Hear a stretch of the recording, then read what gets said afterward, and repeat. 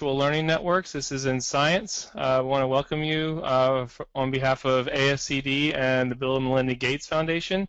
Today's topic is on incorporating ELA standards to think and act like a scientist, and pretty excited that you all are here. Let's see if I can advance my slides.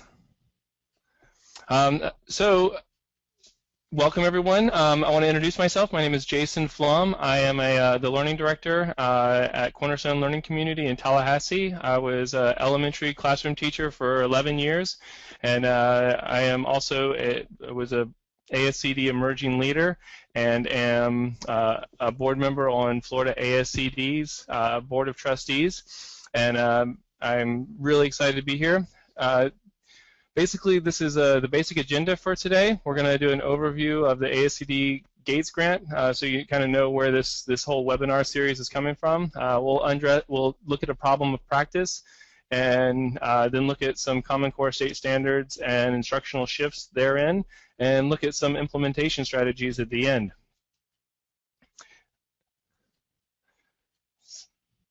So our goals essentially is to explore a problem of practice, and then we'll solve it, of course, and which is not actually true. We'll do what we can to kind of chip away at it and offer some ideas. Ultimately, we want to empower students and change the world, so nothing short of miraculous around these parts is what we're aiming for. Shoot for the moon, and if you miss, hit the stars, sort of thing. So first, I'm curious who in the world you are out there.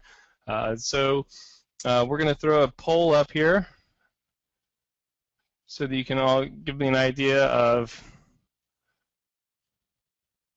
who you are and what role you play in a school. And if it's others, then you can, there's a little chat section or a question section on the right at your GoToWebinar control panel. Though all the attendees can't see it, you can put your information there. And I will at least see it.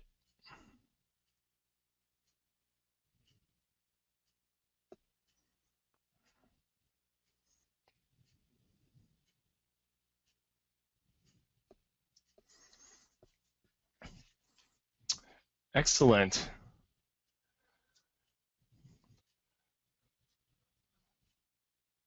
Nice, 80% voting rate, 82%. For those of you who are the other, that 26% of you who are the other, if you don't mind typing in the that little question section on your GoToWebinar control panel what your role is in empowering students. Would love to know who else is out there. Nice range. Assistant professor, network coach, district curriculum, data specialist, colleague of mine, state agency,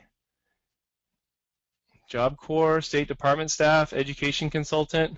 Great, what a fantastic range. School board member, state science consultant. All right, well, the goal with these are is to build a community. So really, I hope that you'll continue to add your content in here, because there's a lot of people who seem to have a lot of experience and a lot of information to share. So I hope you will continue to share it. So the next poll is, what in the world do you teach? Now, some of you who are going to be other, please fill in what it is what role you play, if you're teaching educators or if you're teaching something else. So we're going to pull up that poll too.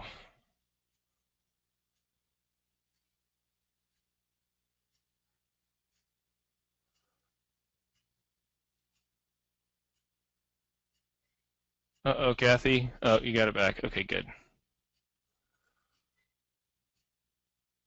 All right, lots of other out there.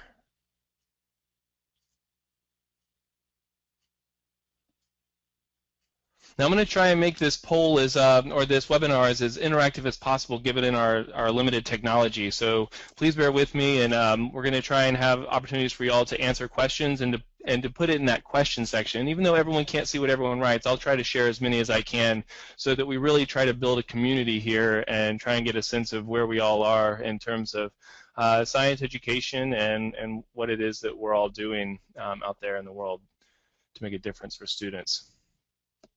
Okay, so those of you who are the other, okay, there's a Lori instructors. Okay, so lots of teacher development there. That's fine, Kathy. Yeah, when the poll comes up, that's fine. I just have it on the PowerPoint just so that we know where the polls are. Okay, so a broad range of everyone. That's fantastic. I've got 2 more polls before we move on. Okay, so I'm curious where in the world you are in terms of Common Core implementation, either for your district or your school or your classroom, what stage you are. So your options are there, just starting, feet wet but still in the learning curve, implementing sub-subjects, does not apply, just interested in increasing ELA standards in science, or some other. Leading a team of teachers, science teacher development. Nice, David.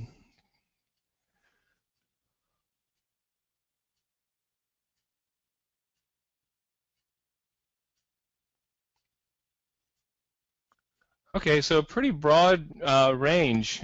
Most folks are still getting their feet wet and in the process of implementing sub-subjects, so that's great. That's perfect for where we're at today. Oops. So the 4th and final poll is, what is your level of understanding about the Common Core state standards in the sciences? Very high, know them inside and out. High, I see how they reflect what scientists do. Fair, read them but haven't really thought about them. Just starting to learn about them.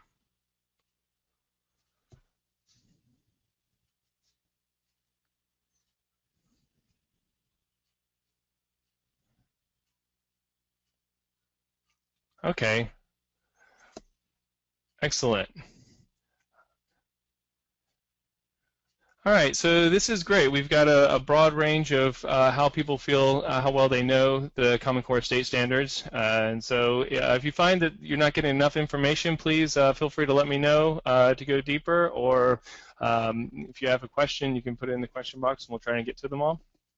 All right, so the virtual learning network, the focus is on the instructional shifts of the Common Core state standards, and specifically with implementation in the classroom, although we can also focus on teacher development as well, because there are a number of folks who work in the teacher development field.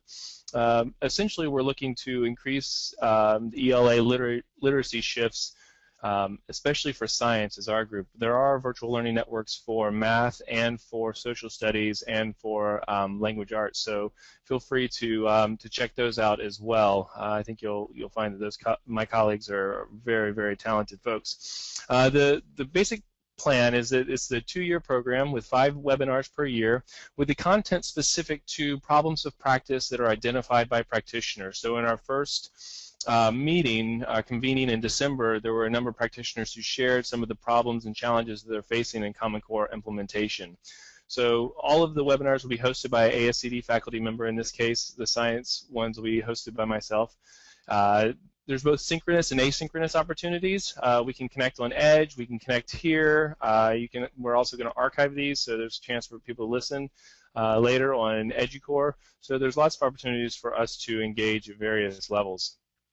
Phase 1, which is what we're in right now, will have 1 convening, which is already passed, and then 4 webinars structured around a problem of practice. So today's problems of practice are taken directly from the feedback we got, and so each of these webinars will focus on some sort of problem of practice. So if you have feedback and you feel like there's a problem that's not focused on, the ASCD Edge group will be a great place to share resources and to collaborate in that realm, as well as through email and Twitter and Edgy Core even. Phase 2 will deepen the learning, where we'll have another 4 webinars, but we'll go deeper and help to expand capacity at helping you all work within your local networks as leaders. So there's phase 2 next year is going to be a lot of opportunity for growth and development at all levels of leadership. So and finally, ASCD, oh no, not quite finally, ASCD Edge is the proprietary social network of ASCD, and it's a great place. It's kind of like the equivalent of Facebook for educators, and there's video, audios, blogs, resources. There's calendars and updates and alerts. So I really encourage you to go to ASCD Edge and sign up for the Science Virtual Learning Network. And if you're doing teacher development in all of the areas, then also join the other virtual learning networks. You'll find a lot of great resources and ideas there. And then Edgy Core, the relaunch of Edgy Core, it's just been relaunched. And so Edgy Core is a site that includes digital tools, a bunch of resources, including materials from the Literature Design Collaborative, so a bunch of different lesson plans and resources that will be very valuable, as well as the Math Assessment Resource Service for those of you working in math. And it's there's a lot of evidence-based strategies there, including summative and formative assessments, PD models, and just a whole host of things for you. So kind of moving back into the interactive part here. In the question part, if you can share your thoughts on this. What's a problem that science has solved in the past 100 years? Or even an innovation that science has brought about in the past 100 years? If you can type your answers in the question section. I'm curious which problems and innovations are particularly of interest to you.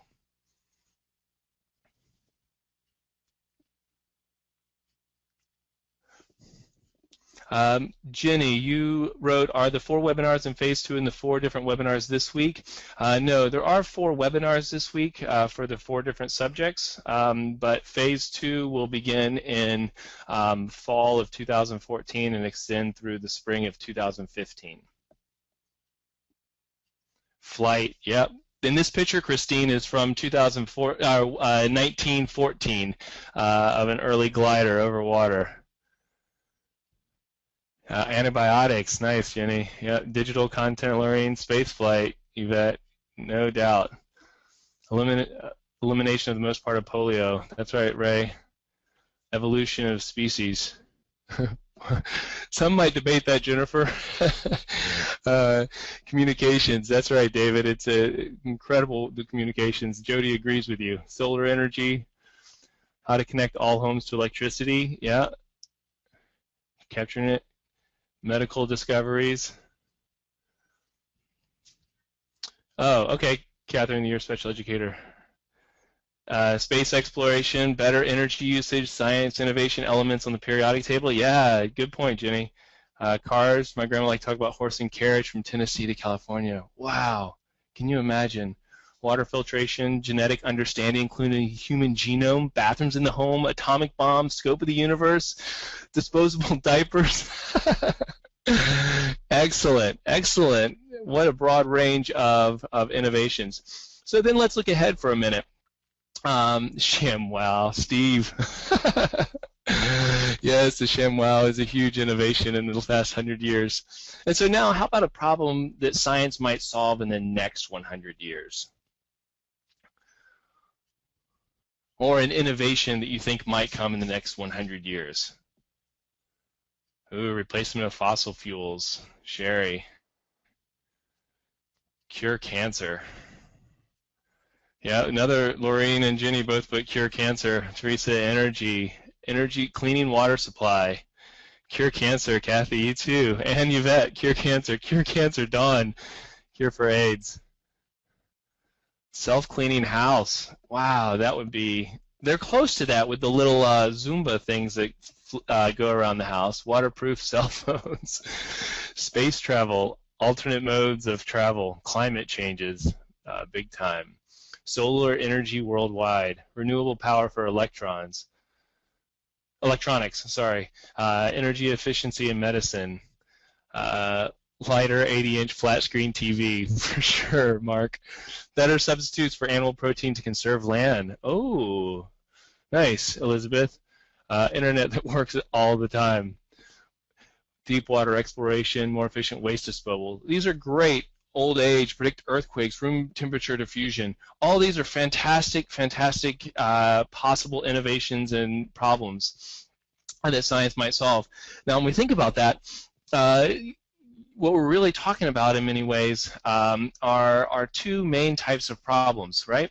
We're talking about both global and local problems of practice. So when we think about it in terms of education, these are kind of the scope and scale that we're talking about. In many ways, you all were talking about these sort of global opportunities that science is going to have in the next 100 years. And I think the problems of practice at that realm are as pertinent to what we're talking about today as the local problems. So therefore, local meaning our scope of influence, be it in the classroom, be it in a school, be it in a district, or be it at a university context. So today's problem of practice, broken down into basically 3 parts, is part 1 here, that students need to be able to read complex texts in the discipline with independence and confidence, and to write effective reports.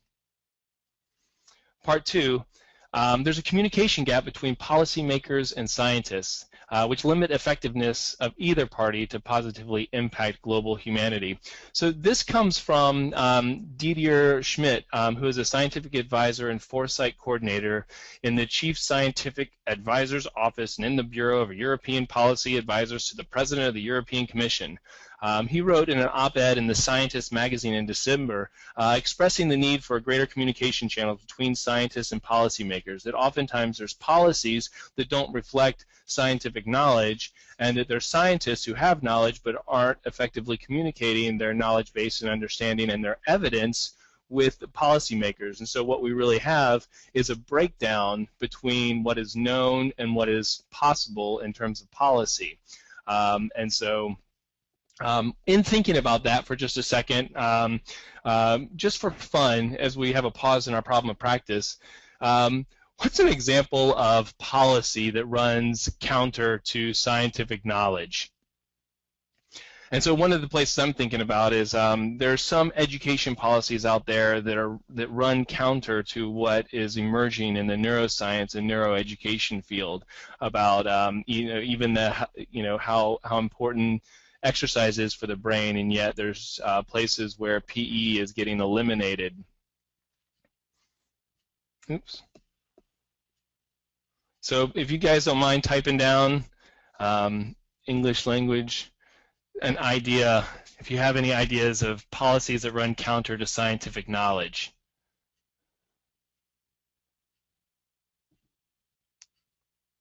And type them in the start time for school. Yes, Ruth. Use of technology, but money is limited to benefits. So the use of technology, but money is limited to purchase it. The benefits of the arts, music, visual, and to learning. That's right, Rebecca. Language acquisition expectations. That's right, Jennifer. Equal time for all disciplines. Yeah, good point, Jim.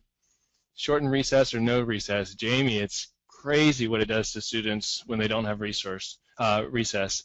Learning foreign language in middle and high school years. Yeah, the importance of that. Testing, Suzanne.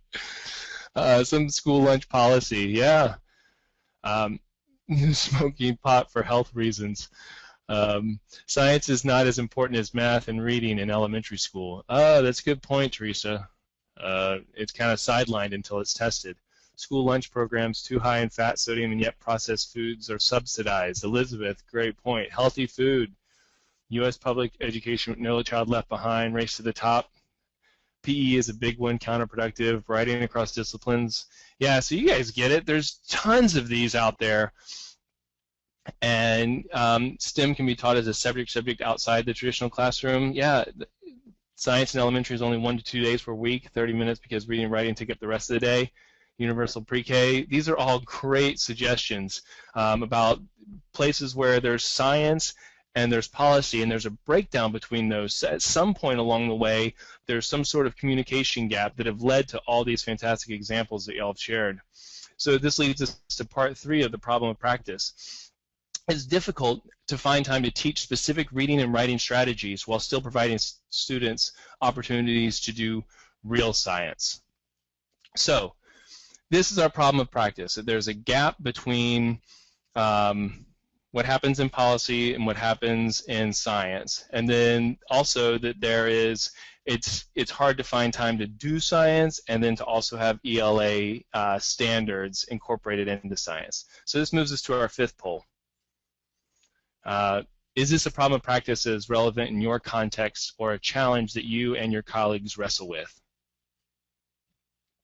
Okay, so for those of you who voted, the feeling was that yes, this is a problem of practice that you face, and that's good news because the rest of the webinar is built around the hope that this was actually a problem. For some of you who feel like this isn't really much of a problem, we will have some implementation strategies that are still relevant without it being a problem. Just all about the learning cycle. And how to take advantage of resources that are out there in order to use strategies that have the value. So we will not leave everyone behind if this problem isn't specific to you. So some of our focus questions that come out of this problem of practice, and what are some of the reading strategies that will enable us to meet both goals? What are some first step strategies to shift our instruction? And are learners more empowered when I support both goals? So in my mind, this global, in terms of the scientist and the policymaker, and then the local in our classrooms, in our schools and districts, they're linked, and that there's a chance for them to solve one another in some ways. So both these problems might be long-range problems to solve. They intersect in a number of similar skills: effective two-way communication based on fact, reasoning, and a capacity to listen, understand, and critically analyze other positions. What if these patterns of collaboration and communication were set when students were young, and it was the norm throughout their lives to build arguments based on evidence, focus on the task at hand, and reason with cited information from myriad sources? As adults, we may just find that policymakers are able to listen to reason, and scientists able to share what they know in ways that are compelling and undeniable. That's my hope. Now, I'm a Pollyanna, so I often feel that, yes, we can solve this. But my hope is that down the road, a generation away, we can have scientists who are engaging with policymakers who are able to listen to those scientists and to the reasoning. For those of you who don't know, the English language arts instructional shifts as they pertain to science and the technical fields are basically these three. And this comes out of the Common Core state standards. And so the goal is to build knowledge through, build knowledge through content-rich nonfiction, reading, writing, and speaking grounded in evidence from texts, both literary and informal, and regular practice with complex text and its academic language. So with the first one, building knowledge through content-rich nonfiction, it's really about helping students read within the discipline, and through that process, building their background knowledge and understanding and increasing their vocabulary. And then for the grounding evidence in text, from text, really thinking about close reading and developing deep understandings and evidence-based writing and speaking. And when we talk about close reading, we're not talking about giving kids more reading, we're talking about giving them better reading that they spend more time with, so that they're able to actually build that knowledge base. And then the third piece is regular practice with complex texts and academic language. The idea that there's a staircase of complexity from kindergarten, first grade, second grade, up through high school, so that the gap between what the students are doing and reading as seniors isn't that far off from what they'll be doing as freshmen in college, because we know that there's a huge gap between the literacy expectations in college versus those in high school, and how can we better manage that staircase of complexity? Now, in order to do this, there needs to be support in the discipline fields, as well as some pretty significant vocabulary development. So I'm wondering, can these shifts be leveraged to deepen thinking and learning? I think so. My opinion is that yes, they can. Francis, I'm sorry you couldn't vote in the last one. Was that problem of practice related to you? If you can throw your answer in the question, I'll see it. All right, so my feeling is that yes, these shifts can be leveraged to deepen thinking and learning, that somehow we can do this to accomplish both these goals. So from the framework for K-12 science education, which is the framework that was used to develop the next generation science standards, of which 36 states have adopted. Florida is not one of them, but we're implementing the next generation science standards in our school anyway because of our belief about how powerful they are. So science is not just a body of knowledge that reflects current understanding of the world. It is also a set of practices used to establish, extend, and refine that knowledge. And it's that part of science that I think is pretty important for us to, as we move forward today. So again, a chance for you to share these in the question section, your answers to this. What are some of the key practices of scientists? What are some things that scientists do as part of their discipline and as part of their practice? Track data. Yes, Christina, sorry. Safety, yep. Formulate hypotheses and test them. That's right. Observe, research, question, problem solve, Jody. Ask questions. And Jim, it's so funny, like asking questions is at the core of every scientific field. As soon as questions disappear, the field dies. And yet, how often is that a part of what we ask students to do?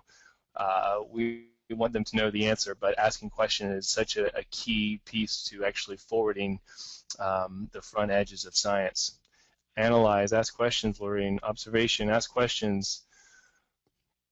Observation and experimentation, Jamie. Write their findings. Read others' data. That's right, Ruth. Communicate.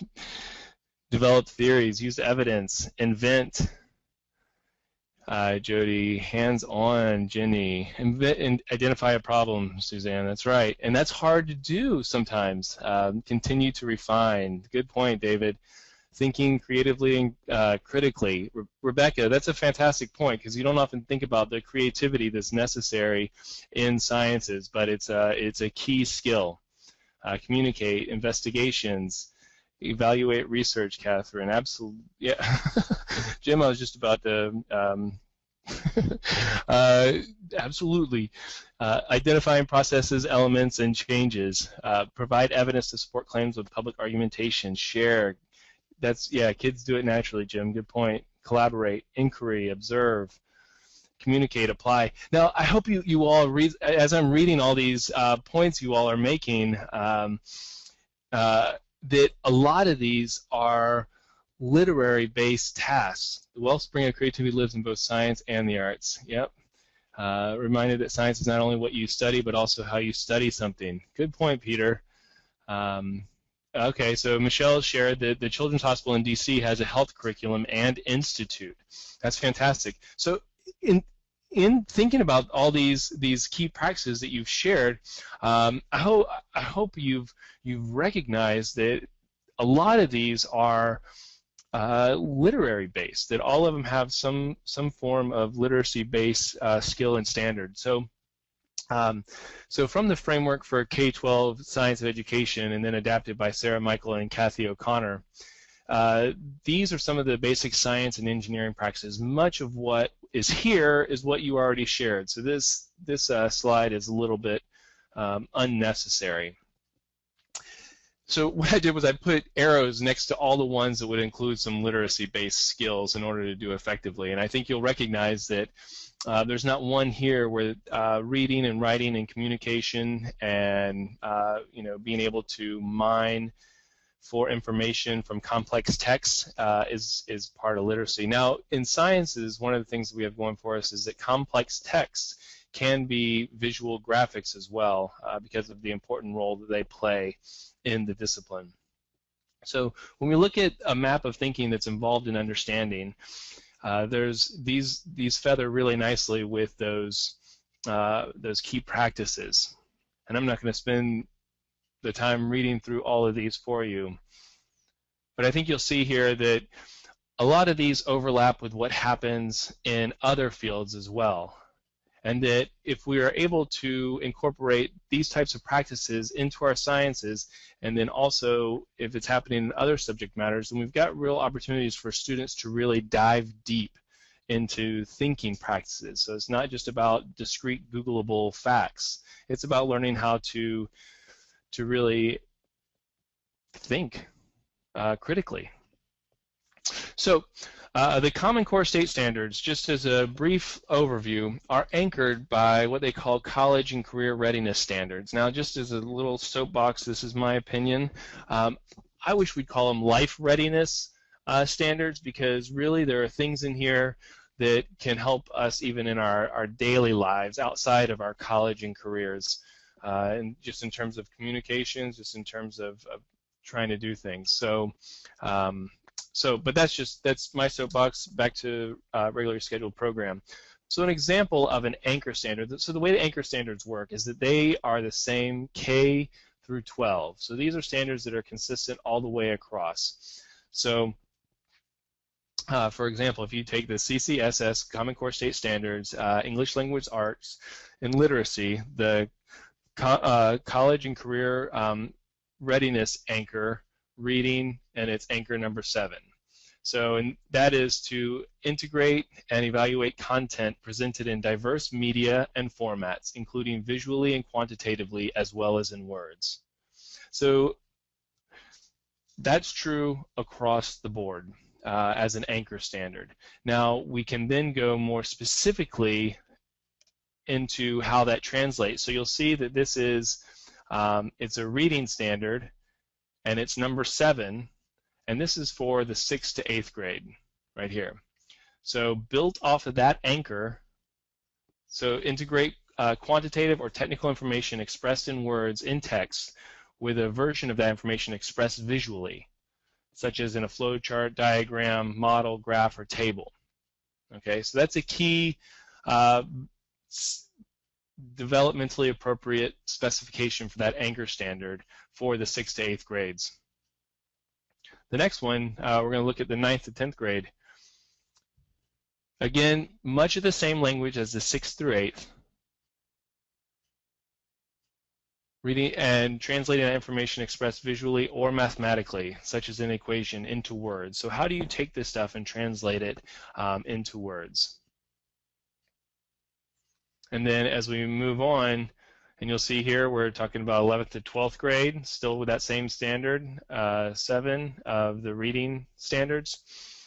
Integrate and evaluate multiple sources of information presented in diverse formats and media, quantitative data, video, multimedia, in order to address a question or solve a problem. So here you've got that the complexity of thought and the complexity of growth, while also maintaining, staying true to that anchor standard. So the CCSS determines what skills students need, but not necessarily how to teach them. There's a lot of variability. We know what we want students to be able to do, the skills that we want them to be able to master, but these are transferable skills. How you teach them and how even that they get there can be two different things. And I will show you an example of this thing. Turn off, save this, and see if I can pull this up without much. All right, so completely ridiculous, but we can take that same standard, whip my hair, and it can be done in a completely different way. So just a little bit of fun.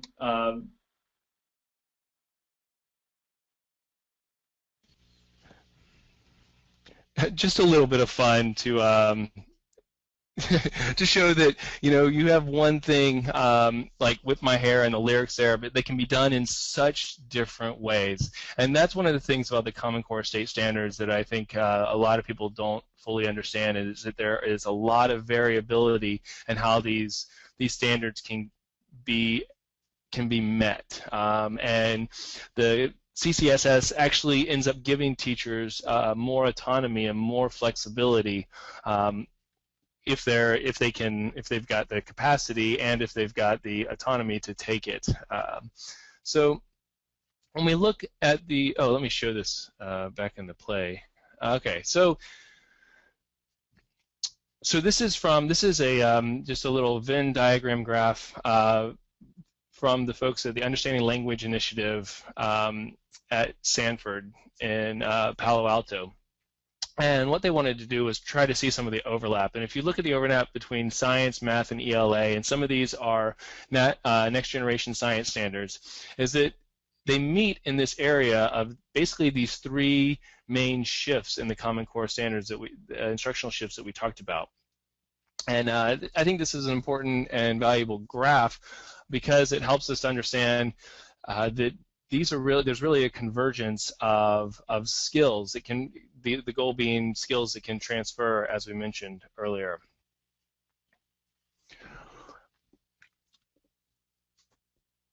So this is from Cynthia Shanahan, who is a professor at University of Illinois in Chicago. And she looked at the increasing specialization of literacy. That basic literacy, there's a broad base. You can access a lot of different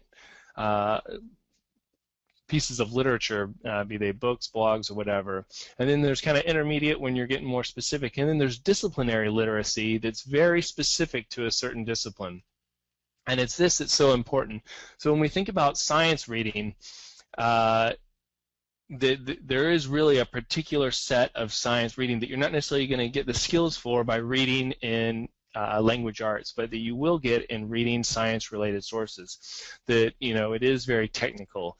It is somewhat impersonal. There's nominalization, which is turning processes into nouns. So to regulate, an example of nominalization is, for example, is from to regulate to regulation, from to understand to understanding. We don't even notice these anymore as adults, but it is something that is a part of the science field more so than other area. And that in science reading there is a suppression of agency. There's a focus on the facts there and not so much the reading between the lines. The goal with science writing isn't to be vague and hint at things, but to be very explicit.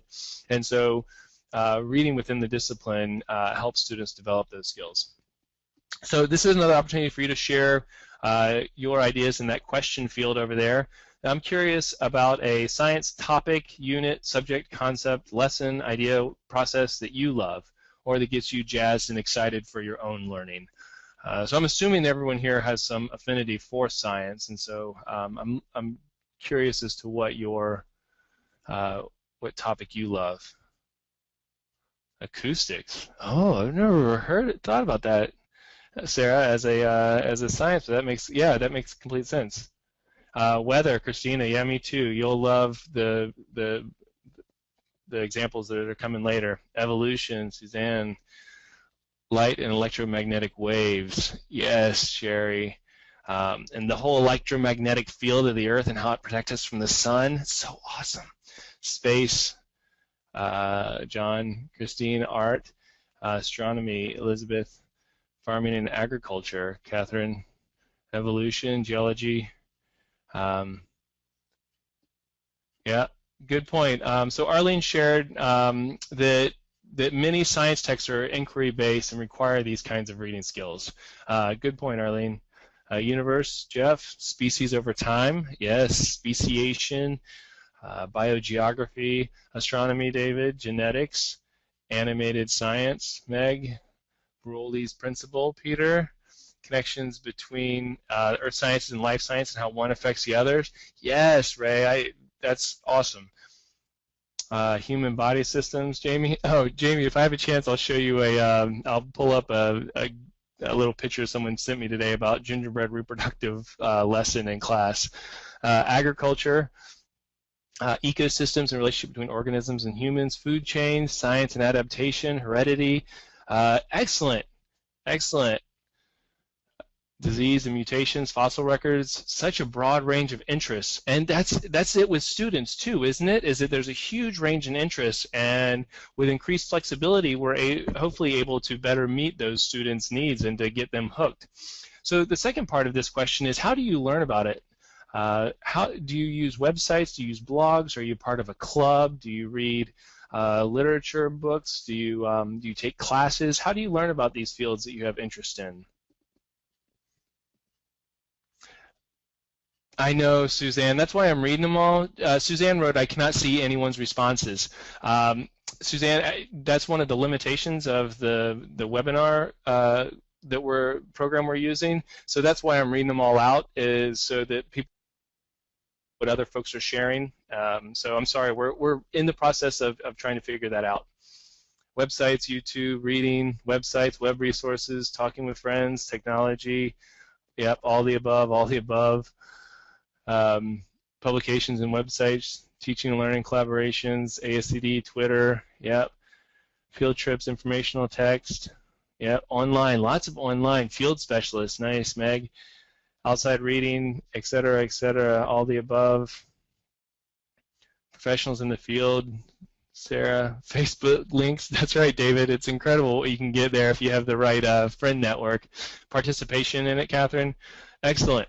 Well, I asked this because it's so important that we as educators stay attuned to the things that inspire us, and that we think about how we are now accessing that information, because it reflects what students are going to be doing. So just to remind, the shifts in instruction talk about building knowledge through text, citing evidence, and then increasing the complexity of text. So this first strategy I want to talk about is utilizing the 5E learning cycle.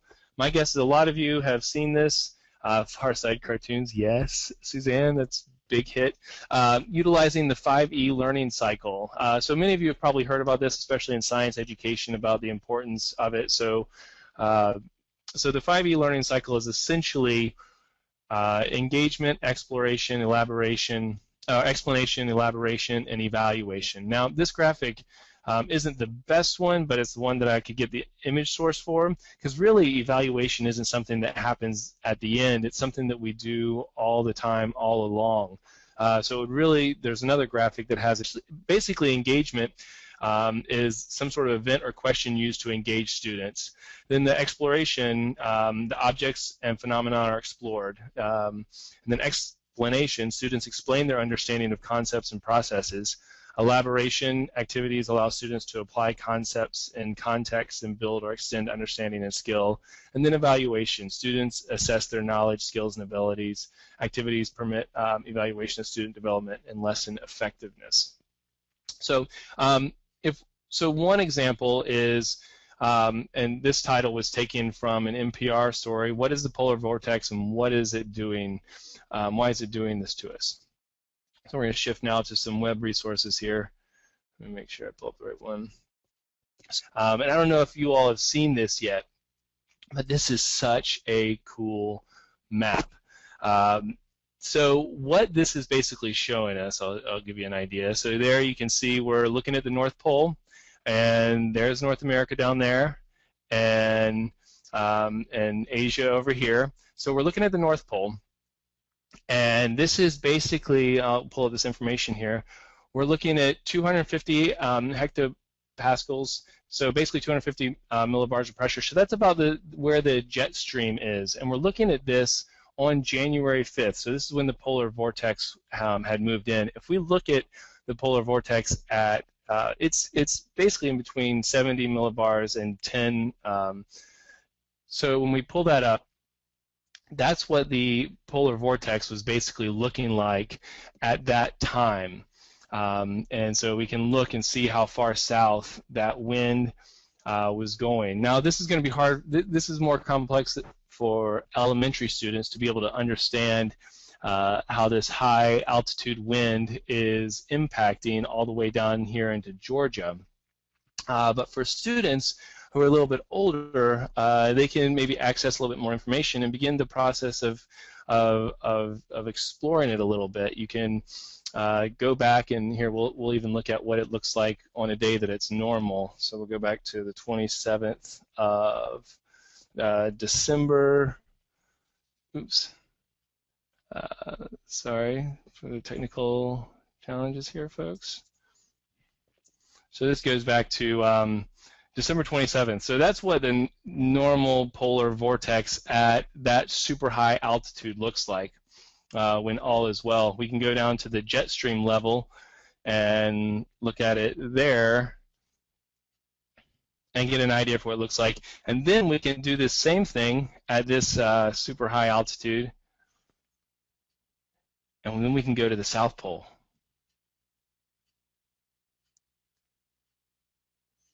So students can make predictions right now. What's going to be happening in the South Pole during the polar vortex? What's going to be happening there, kids? And look at what a calm sea of high atmospheric winds it is. Now at that level, if you're curious, at that level, at that super high altitude, oh, this won't give us the overlays. There's other overlays that we can do on some of the other, maybe it's because it's too far back. So anyway, so this gives another opportunity for students to explore this idea, but visually, through graphics and through, and then there's also the additional readings. So the polar vortex through the lens of Scientific America blog here, also that includes a graph where students who are more visually aligned or who have more strength in science in terms of the graphs and the images, there's a chance to interact with some pretty complex vocabulary here, but in a way that's very accessible for all range of readers, and also gives them a chance to dive into the topic. And then through NOAA, there's a lot of information about polar vortex, what's happening at the jet stream level and wobbly polar vortex, and you can kind of get a look at what it looks like when all's well and what it looks like when things aren't all well. And so there's a lot of opportunity using that lesson cycle to engage students at multiple layers, where it's not just about reading all the time or not just about writing, but it's really about how do you explore a topic and explore a subject and go deep for it. And then, by the end, you can have students, illustrate the polar vortex. They can, talk about even just metaphors for what it can be. In that NPR article, they talked about it as a ballerina, spins tightly with her arms in, or an ice skater, and then when she puts her arms out, gets wobbly, and can maybe talk about some of the sciences related to that, and then pose questions for the elaboration phase. Questions that might then go on to be subjects that they study, or topics that they study, or inquiries that go beyond just a simple idea about what is the polar vortex. So if you're just learning about it, Google it, check it out. There's a lot of resources out there that can really help create lessons that incorporate literacy at different layers, but make sure that there's still plenty of time for doing science. The second strategy is comparing and contrasting. Now this one is as old as time. This isn't anything that's brand new to anyone out there who's ever taught a single class. But there are three main reasons for using the compare contrast in relation to the Common Core. Comparative thinking. There are a number of specific standards that require students to think comparatively. So compare and contrast teaches students to conduct careful and thoughtful comparative analysis in 4 basic steps. Comparative reading.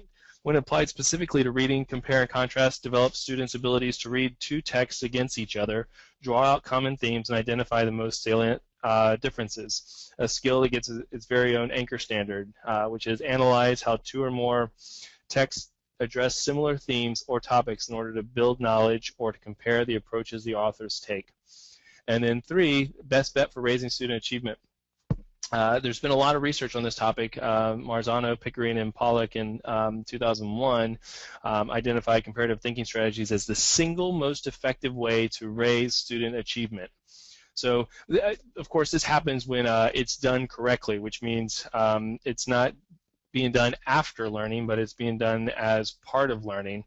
When students rush in to compare and contrast before they know what it is that they are comparing, and then if students don't know what to look for, then it's really hard to compare and contrast. Here's a graphic organizer, and this is from DocStock, so it's real basic template, but it gives a little bit more room than Venn diagrams, which can limit the amount of similarities you can have. And here, with this type of template, you can put the category of difference in the middle. So it gives you a little bit more flexibility as a teacher to have them identify specifically what they're looking at. So as an example, is pulling back up these this wind map that I'm so fond of. So this is from December 26, 2013, and this is the polar vortex there. Let's get it to the day of so we can compare and contrast.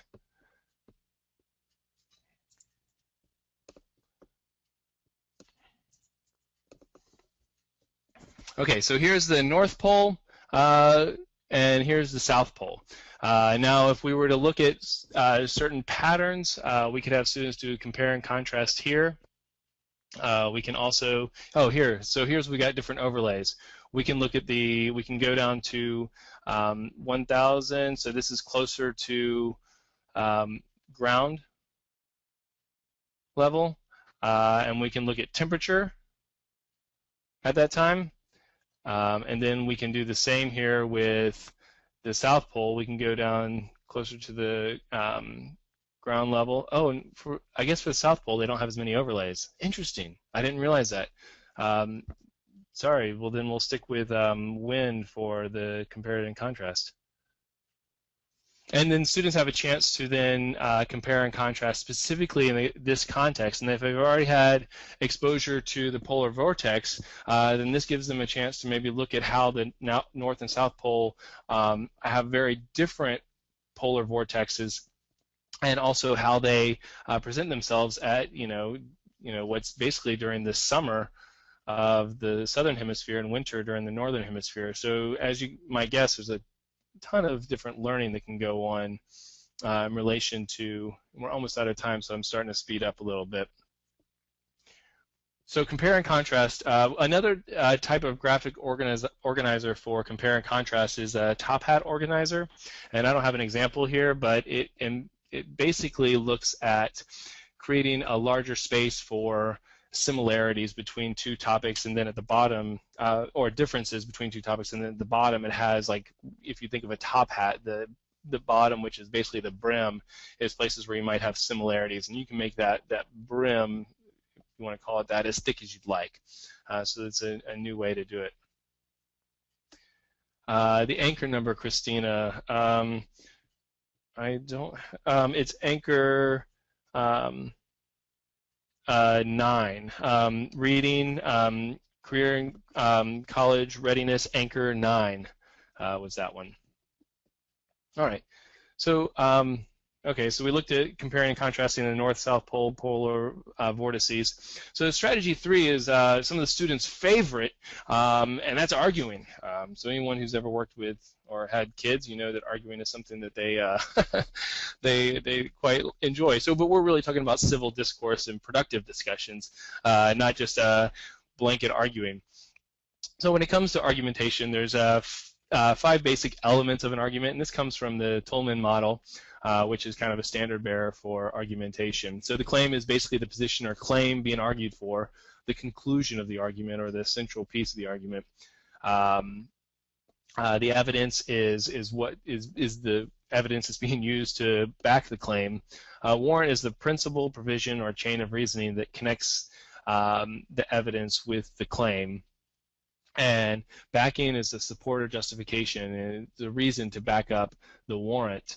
And then the counter arguments or qualifications could be exceptions to the claim, or even a description of rebuttals, of counterexamples and counter arguments. So it's a way to, for those of you who were in debate, know that it's a way to help break other arguments apart before they have a chance to get built up. So in qualifications, specifications of limits to claim, warrant, and backing, the degree of conditionality asserted. So one example, this is from ePals, a graphic organizer for argument writing. You might have your claim up here, some of the reasons, and then the evidence to back those up, counterclaims, and what might be the counter arguments, and then a concluding statement. You can see that this would help to build in students' ability to back their yak up, so to speak, and to have opportunity to build an argument. And when you use these, you don't have to use all these all the time, all the way to essay and to final draft, but it just helps students to think in terms of this way when they're trying to make credible arguments for something. So one example would be, is the polar vortex cold snap evidence for or against global warming, or neither? There are plenty of resources out there, and I want to honor that. So is the climate change debate too risque for your setting or with your group? You can check out additional modules at the Edgy Core website. If you even click on this link, it'll take you exactly to the page that deals with argumentation in the classroom, with a bunch of resources there and some modules that can help you get started. So if we look back at our problem of practice, making time to be scientists while incorporating ELA standards and building communication capacity for future scientists and policymakers. I think it is possible. I think if we can figure out a way to design our lessons and our units such that we use the knowledge that's gained from text to help leverage the question asking that leads to authentic experimentation, and then to do deep analysis on that and figure out multiple ways of presenting that information. Not only are we going to help students be better scientists now, we have the chance to help in the future make sure that there's not that big gap between science and policymakers, in my humble opinion. So with that said, are there questions, comments, concerns, quotes, comms, or conundrums, things that you would like to say?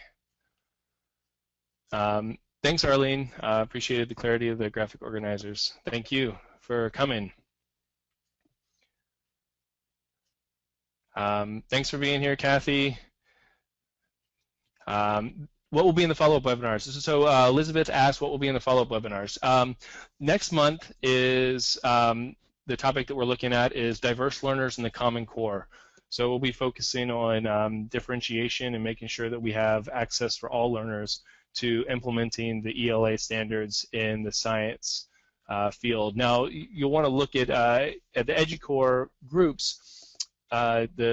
So here's a link to the VLN science group, and each group is going to be dealing with different problems of practice that are most pertinent to their field. So math, English language arts, social studies, and so I would encourage you to visit those too, because you might find that there's problems there that apply to the sciences and that also apply to other fields. I'm not sure, Jim, when this will be available online. We're hoping that in the next couple of days it'll be archived and put on Edgy Core, so probably in the next week or so, I imagine. Thank you, Francis. Thanks, Jamie, Sarah, Dan. I appreciate everyone coming. I would love to connect with you guys on Twitter, on ASCD Edge, and feel free to email me with any questions. Yeah, universal design for learning, Michelle, will be a key piece of what we talk about in relation to reaching diverse learners, because that's something that's pretty important to a lot of the participants who came, and very important to me. Used to work with all kinds of minds, and really that was a big key piece of what we did. The presentation available for download, Francis? I'm not sure, Francis. I'll have to find out from my compatriots what the story is on that side. Uh-oh, I've lost my questions. Okay, I'm back. I think I can email you my slides. Francis, if you email me, I am happy to email them to you. And Sandra, anyone who emails me, I'm happy to send you my slides, or give you a link to their Dropbox. The archives will include the audio, Catherine. Thank you, David. Thanks, everyone. I'm just making sure there's no more questions. Good, Sherry. I'm glad it worked for you. Okay, Francis, let's see. I need to make sure I grab this email now. You might still want to email me in case I lose that email address. I don't know if I can send them to all the participants. Anne-Marie? That is a good question. Thanks, Jim. I appreciate you coming. Hope to see you at future ones. Thanks, all.